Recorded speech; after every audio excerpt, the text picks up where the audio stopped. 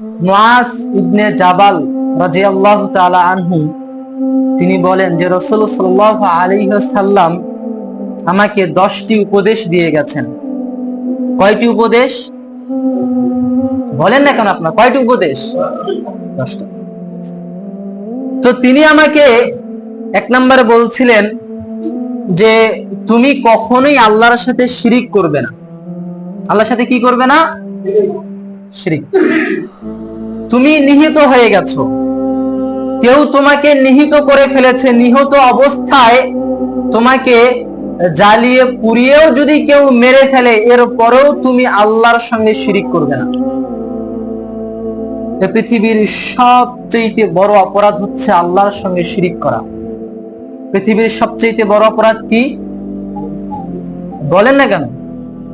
পৃথিবীর সবচেয়ে বড় অপরাধ কি? আল্লাহর সাথে শিরিক করা।